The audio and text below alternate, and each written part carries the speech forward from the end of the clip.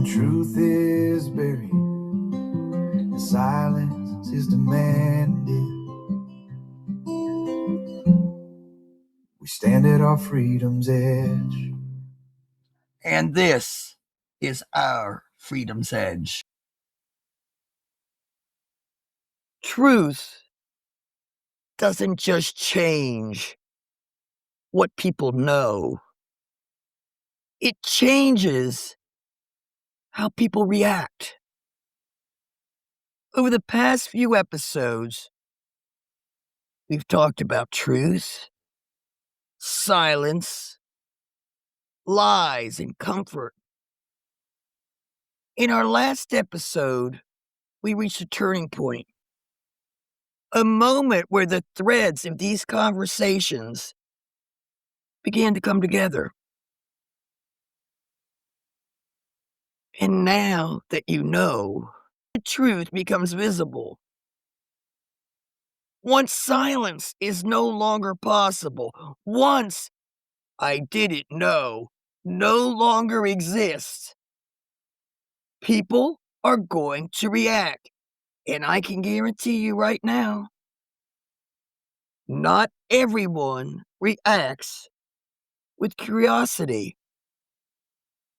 Not everyone reacts with reflection. Some react with anger. Some react with denial. Some react by attacking the very people who speak the truth. Today, we're going to discuss a phenomenon we rarely name, but we see everywhere. That is the fragile patriot. There is a big difference between loving a country and needing to believe that country is incapable of wrongdoing or that it cannot survive scrutiny. Loving a country means wanting it to be better. Needing to believe means protecting an image at any cost. One of these is patriotism. The other is fear. And increasingly, in America, we are confusing the two.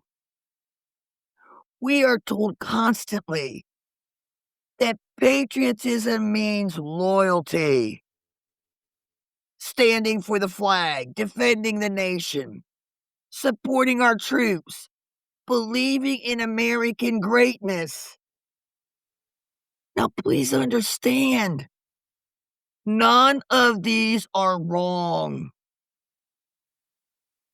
But somewhere along the way, patriotism stopped meaning love of country and began meaning protection of identity. Because today, criticism of America is no longer heard as concern. It is heard as betrayal. I know that personally. Even as a veteran, I have been told that questioning what this country has become makes me unpatriotic. That if I don't like what I see, I should leave. If you say our institutions have failed, someone calls you anti-American. Question authority, suddenly you hate your country. Point out injustice, and you're told to leave. As though citizenship were conditional. as though belonging required silence. So we have to ask, why does criticism feel like an attack? Why does accountability feel like disrespect? Why does truth feel dangerous? Well, when truth challenges something we've always believed, that doesn't feel intellectual at all. It feels personal. It feels like embarrassment, like betrayal, like realizing the story we trusted may not have been the complete story. And human beings will endure almost anything to avoid the pain of admitting, I might have been wrong. People defend beliefs the way they defend identity. Because when a belief collapses, it isn't just an idea that falls. It is the story we told ourselves about who we are. And that kind of loss can feel almost unbearable. As a psychologist, I can tell you something very human. When identity feels threatened, the brain reacts as if it's facing physical danger. Reason narrows, emotions rise, defense replaces reflection, and nations, like people, can become psychologically fragile. A fragile identity cannot tolerate contradiction. It cannot admit mistakes. It cannot acknowledge harm. Because doing so threatens the story it depends upon to feel secure. So instead of examining reality, it just attacks the messenger. You see, strong democracies do not fear criticism. They rely on it. The founders argued fiercely with one another. They protested authority. They distrusted concentrated power. Dissent was not weakness. It was patriotism in action. Real, mature patriotism says, we can be better. Fragile patriotism says, we must pretend we already are better. When national identity fuses with personal identity, criticism of country feels like criticism of self. Disagreement becomes humiliation. Debate becomes warfare. Truth becomes intolerable. And this is how dictatorships grow. Not through strength, but through insecurity. Because dictators offer certainty. Simple enemies, absolute loyalty, freedom from doubt. And doubt is extremely exhausting, folks. And democracy requires doubt. It requires citizens willing to live with uncertainty. Dictatorships remove that burden.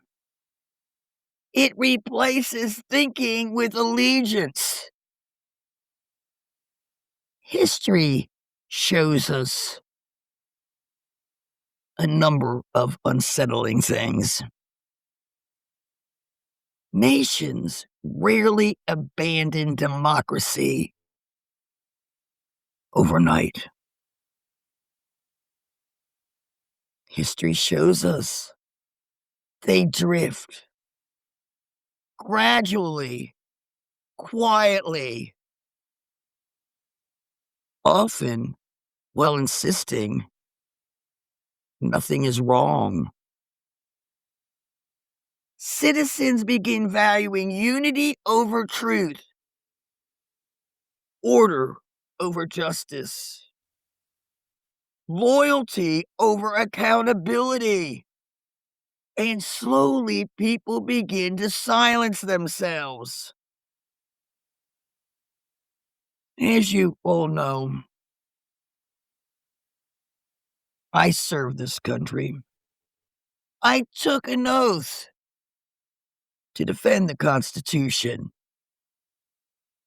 Not a political party, not a leader, not one white man, but the Constitution,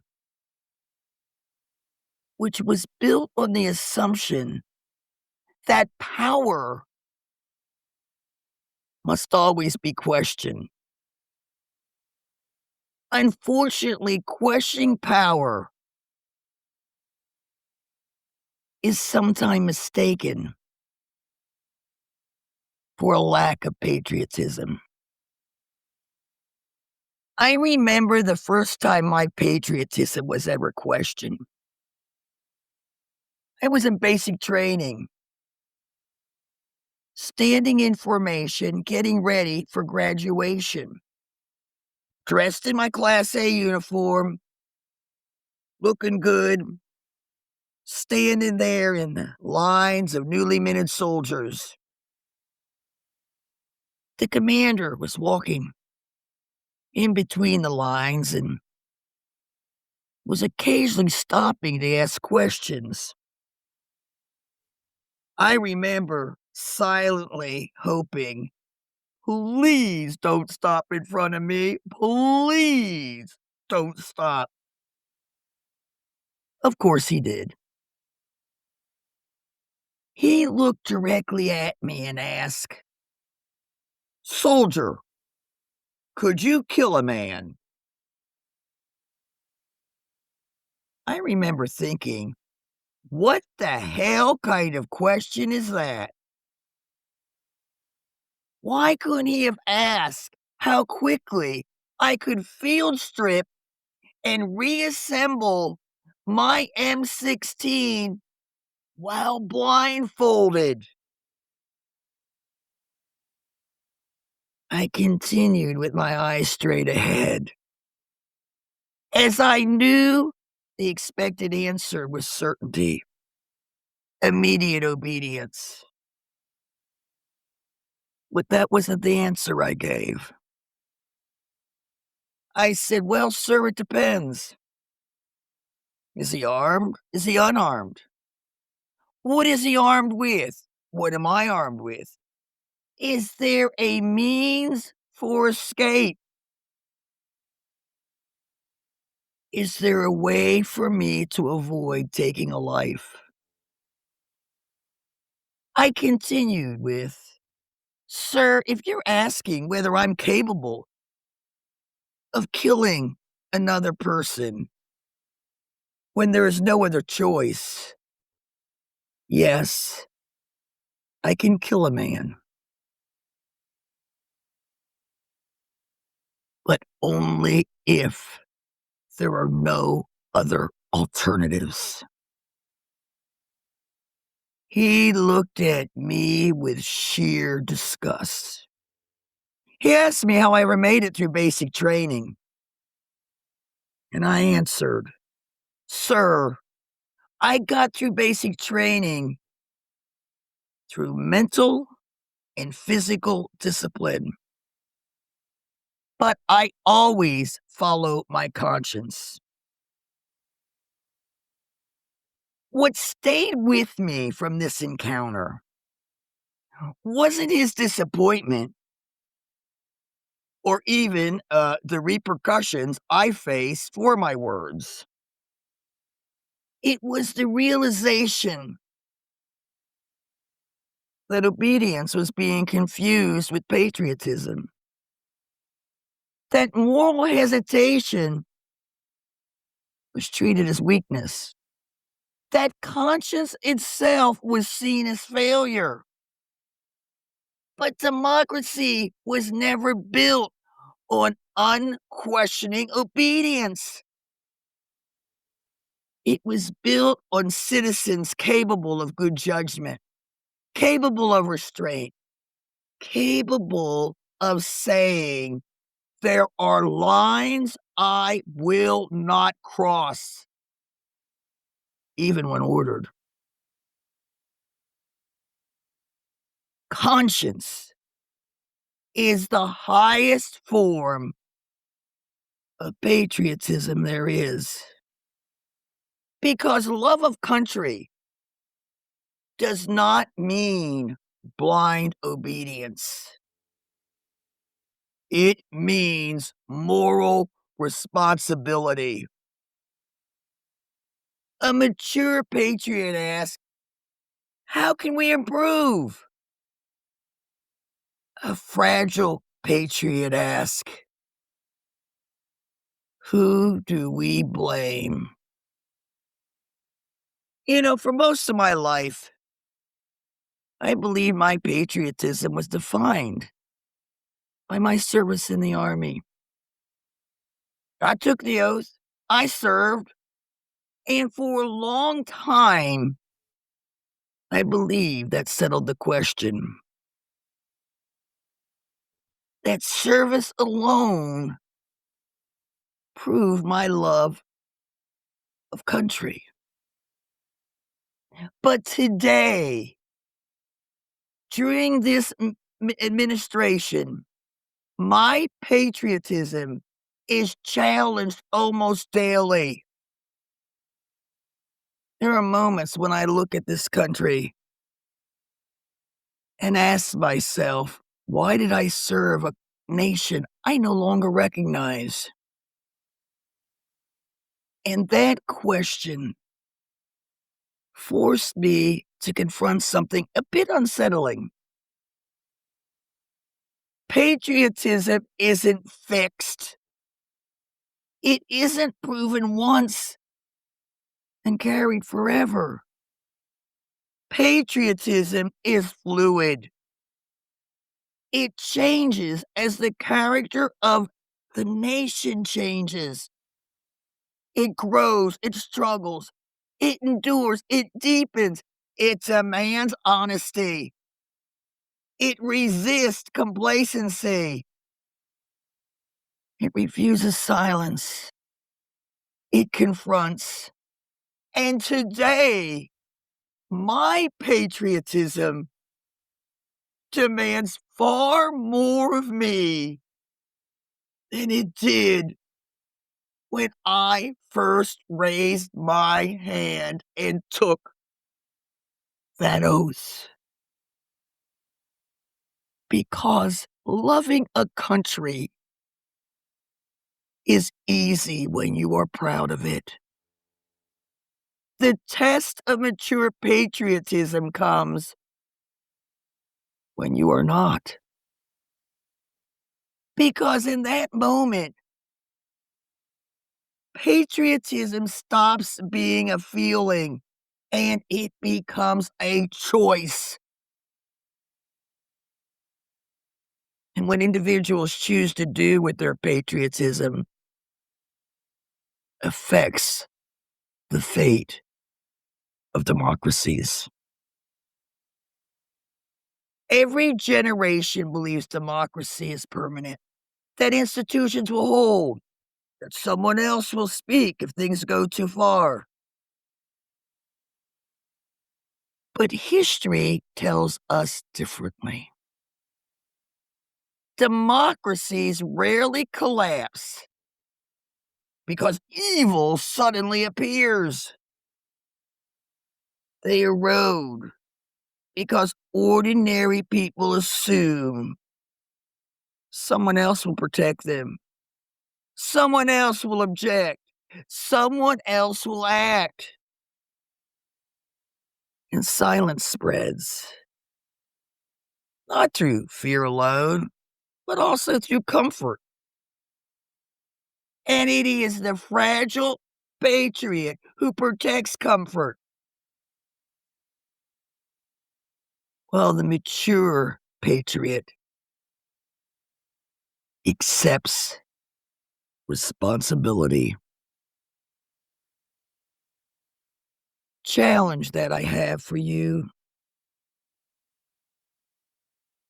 is the next time you hear criticism of this country, ask yourself one question. Is my instinct to defend the nation or to understand the concern? Because fragile patriotism protects the image of a country. Mature patriotism protects the country itself. And democracy survives only when citizens care more about protecting the country itself, when they are more concerned about truth than comfort. Are you a fragile patriot, or are you a mature patriot? This is Our Freedom's Edge, where courage meets conscience. Stay awake, stay vigilant, stay loud, stay free, and stay on the edge with me. When truth is buried and silence is demanded, we stand at our freedom's edge.